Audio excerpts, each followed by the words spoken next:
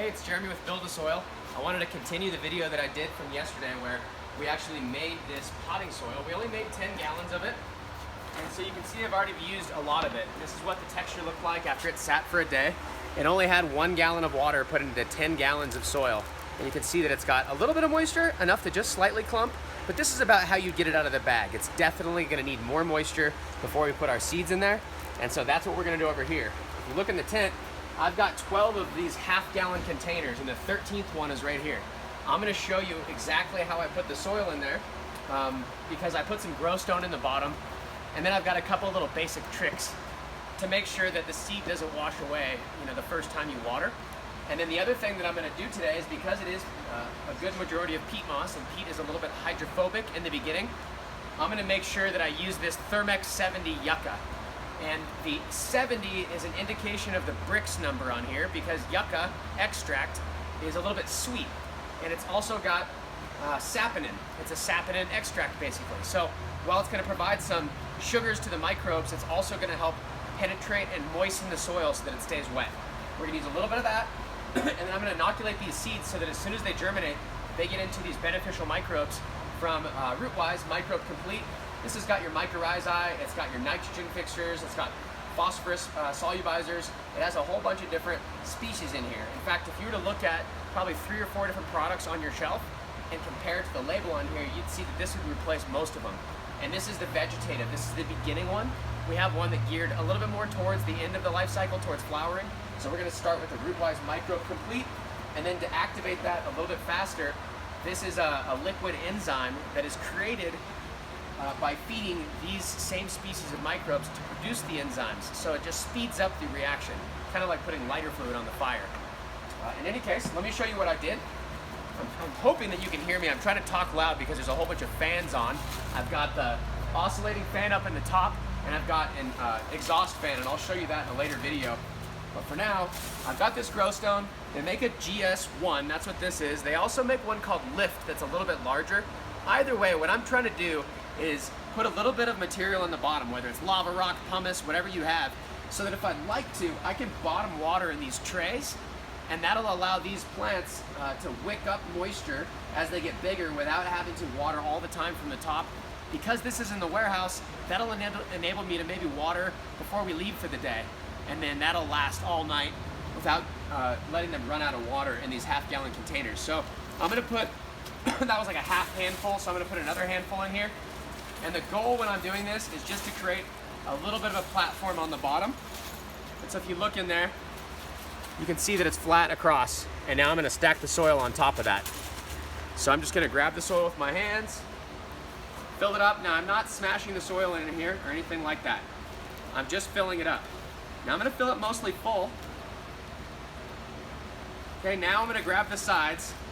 I'm gonna go over to the ground here, and I'm just gonna pick it up and drop it.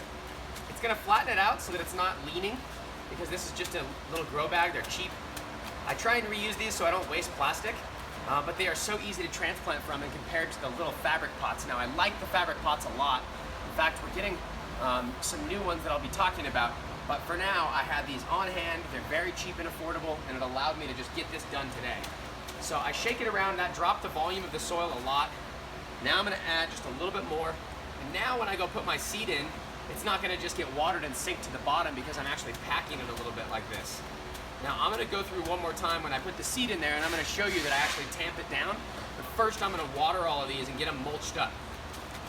Probably mulch it after I put the seed, but you get the idea. So now I've got 13 of them because that's how many seeds. Now I'm only gonna be growing, I think 4 here, but 13 of them are how many came in the pack. I'm gonna take some home.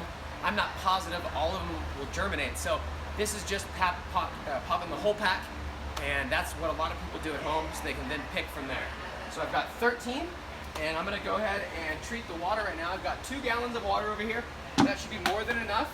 This is about 3 to 5 milliliters per gallon, and I'm just trying to get a small amount in there. There's only 2 gallons of water here, so realistically, that looks like just a splash.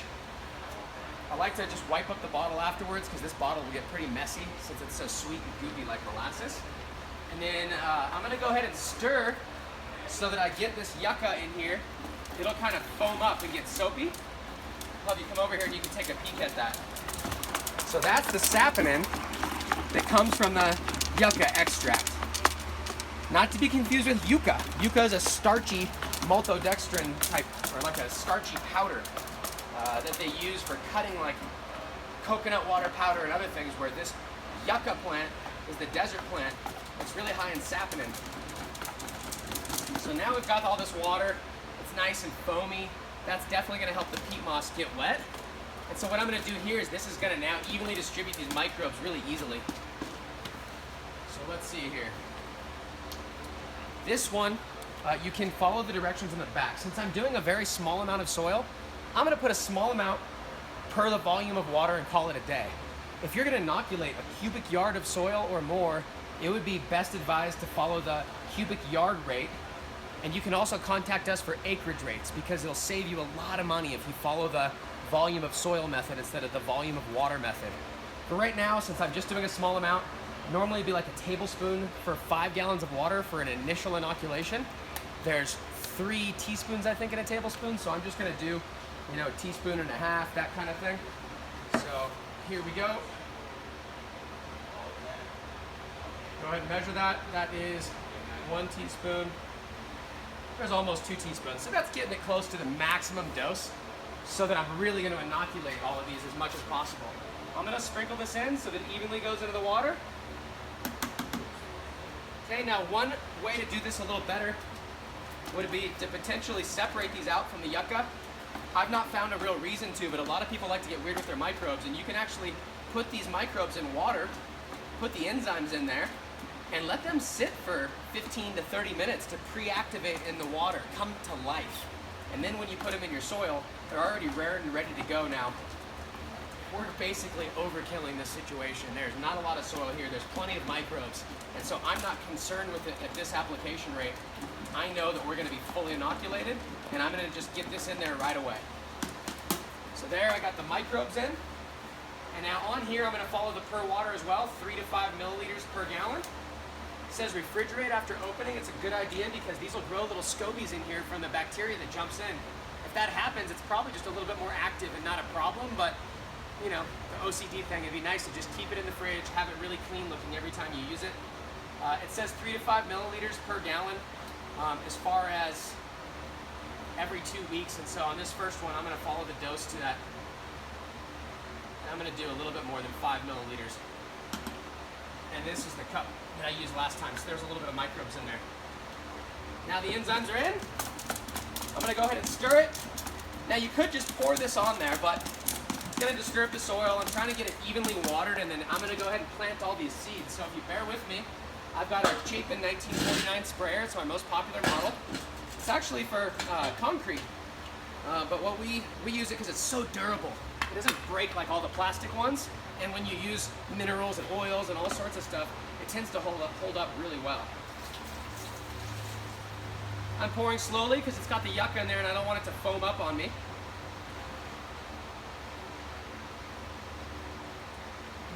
And most of the time I just mix it straight in the can, but I wanted you to see exactly what I was doing, so that's why I put it in here. And the nice thing about doing it in the can is you can grab it, tighten it down so it's locked, and you can just grab it on the sides and shake it. Now, word of advice, be careful when you're shaking this if you got sandals on. That edge is sharp. If you get it, you'll never ever want to do that again. It could definitely break a toe, so be careful. All right, I've got it shaken up. I've got the 1 gallon per minute nozzle on there. It comes with 2. This will allow me to water a little bit faster. I'm gonna go ahead and pump it up. It's only half full, so I'm probably gonna give it, 15, 20 pumps or so. If it was full, probably only give it 5 pumps or so. Just gonna start in the back. Okay, this won't be terribly exciting, but I'm gonna do a little bit until it soups up. Then I'm just gonna move on. Then I'm gonna come back and I'm gonna water them again. That way I get all the way through without making it a bowl of soup, right up front. So you can see it kind of foaming up, it's starting to penetrate.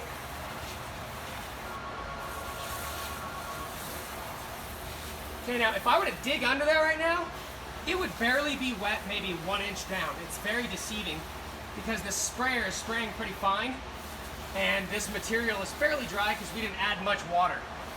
So just bear with me as I go through and do all of these.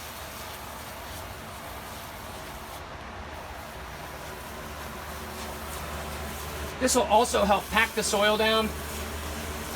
It'll make it all even in here. Now, if you didn't have the yucca in here and you water a little quick, water will just pour out the bottom of these containers. And it'll look like you're over-watering, but realistically, it's all dry in the container and it just ran down the sides. And so you can see none of the water is running out of the bottom when we use the yucca in here. It makes a huge difference. If you ever just pour water onto a container like this without the yucca versus with the yucca, even if you just dump the water on, it makes a night and day difference. So now I've gone through once. I'm gonna go through and do it again.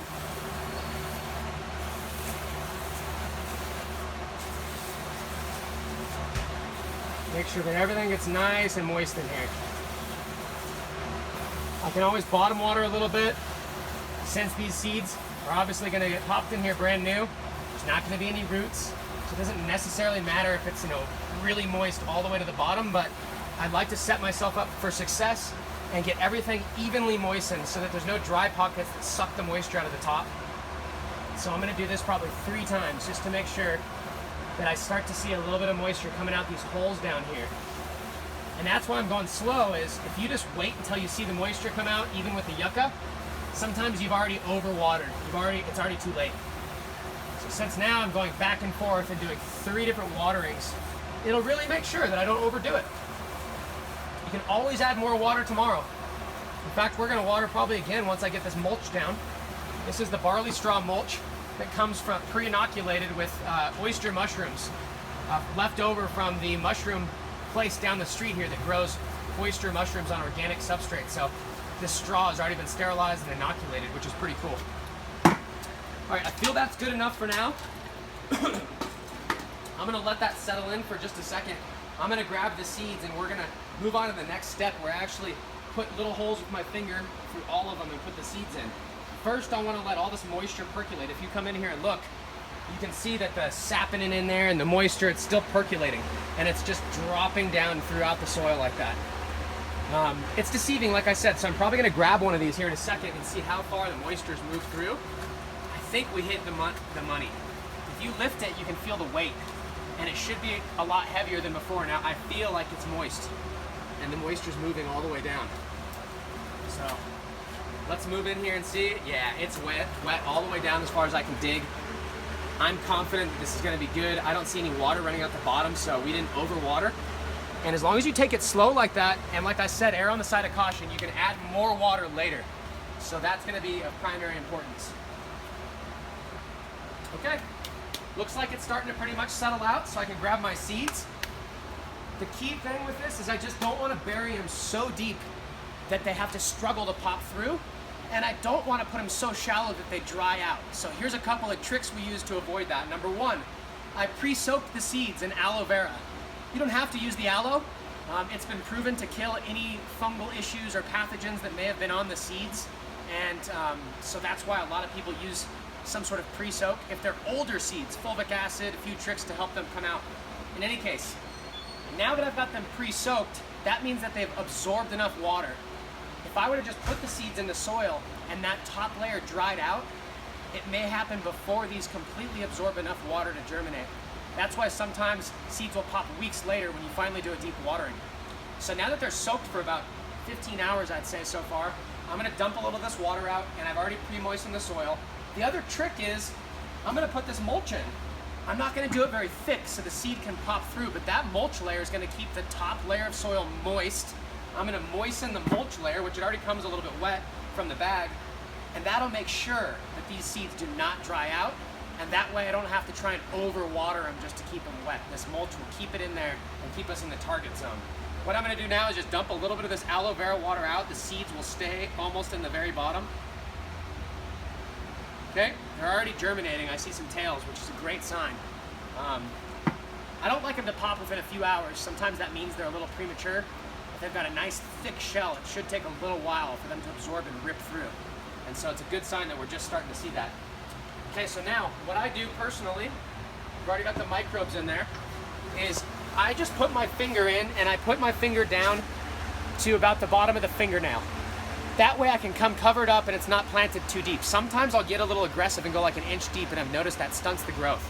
Okay, so I'll just go through, put my finger in, put my finger in, put my finger in. Now you can kind of tamp this down first, but I usually do that right after I plant the seed. You can see it just moves aside really easily. If there's a big rock right in the middle, like this grow stone, you can just move it to the side if you want. Okay, usually that won't really affect anything. The only thing it could do is make it dry out faster, but we're gonna have that mulch layer, so it should be pretty nice to work with. I'm just putting my finger in, making a space. That way I can go ahead and drop the seed. Now, if your finger's a little bit wet, be careful because sometimes the seed will stick to your finger and you'll end up taking it out of the hole. So just be 100% sure that you see that seed in there. I like to just go ahead and put some of it in my hand and then go through and drop it in until I see it. See it just stuck to my fingernail. It's swiveled around to the bottom. It's really deceiving. This one. Some people just don't even make a hole. They just kind of set it on top and pile the soil up. So the key is just to not do it too deep, okay? Oh, don't throw your seeds either. I prefer this over the paper towel method because paper towels definitely have some toxic substances on them depending on the source of paper towel. And then a lot of times you germinate them where that seed tail is so long you end up damaging the fine microscopic hairs as we move it, where if they're just plump like this, they're ready to be planted. Okay, so I did 3,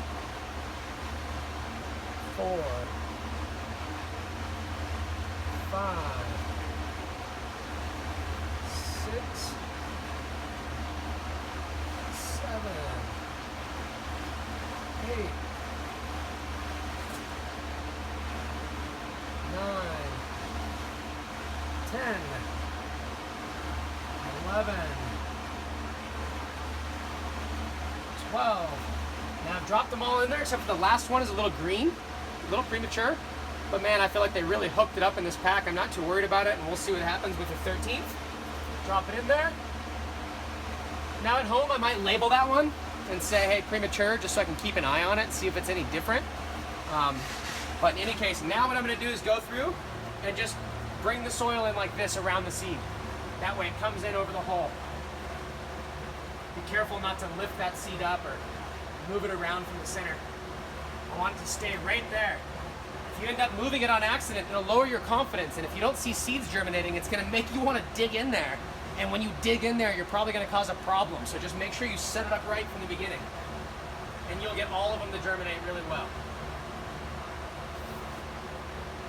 All right, all those are packed in. Now, instead of me just putting my hand on the wet soil, I'm gonna grab this straw. I opened it out of our barley straw bag that comes with the oyster mushrooms, like I mentioned. It's already shredded and moist. It's a really nice material. And I'm not gonna do it too thick, okay? In fact, I'm probably gonna do it out here so I don't make a mess on my trays. I'll just do one at a time. And this will help it so that my water, the water kind of goes through here like plinko. And it's not gonna move the soil around and make ruts and rivers in there that'll move my seed when I water. And then I can use that to kind of pack everything down just a little bit so that nothing really moves. And that's thin enough. I mean, it's only that thick. The seed's gonna go through that, no problem. Don't make it inches thick unless you really wanna make a hole in the middle where your seed is. I prefer to just see it light like that for now. We can always add more mulch once the seed pops, okay? Well, I think you've probably seen enough. I don't know if you really wanna see me go through and do all 13 of these with mulch. So I'm just gonna do this one right here. Put enough in to be, 1/2 inch thick, 1/4 inch thick. Kind of tamp it down. Put it back in. The other thing you could do at this time, if you really wanted to, is you could take a little bit of our cover crop and you could sprinkle a little cover crop in there. That'll germinate and that'll grow around the seed, and that'll help it put exudates in the soil and move moisture around. A lot of times on smaller containers like this, I will either just skip the cover crop altogether.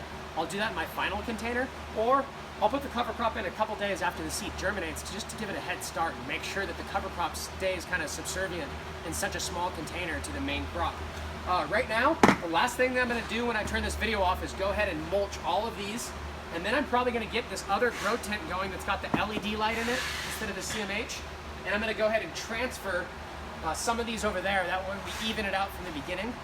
I may not though until we decide which one of them we want to run. So I've got a few decisions to make. I'm sure it's the same at your garden. There's always, do I keep these? Do I move those? What do I do so you stay in constant production?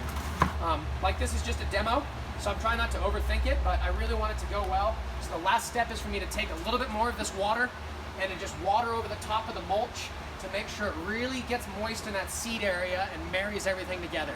After that, I'm probably not gonna water again until I leave, or until tomorrow. I may check it tonight just based on temperature and the light and see before I leave for the day if it's getting dry on top. And if my gut tells me it's getting too dry on top, I'm gonna go ahead and sprinkle just a little more water over the top. Not enough to water all the way down, but enough to keep this top layer wet until I see that seed germinate. So don't be afraid to lightly water once or twice a day until your seeds are popped. I hope that helps. It's the basics of seed starting and a homemade recipe that we made, and we're gonna continue to update these videos as we go along to the next stage in the process. Check out BuildASoil.com for more information like this, and if you want, you can live chat, hit us up on Facebook, Instagram at BuildASoil, or email support@BuildASoil.com, and either myself or our crew, that are all growers, will help answer your questions. Thanks, take it easy.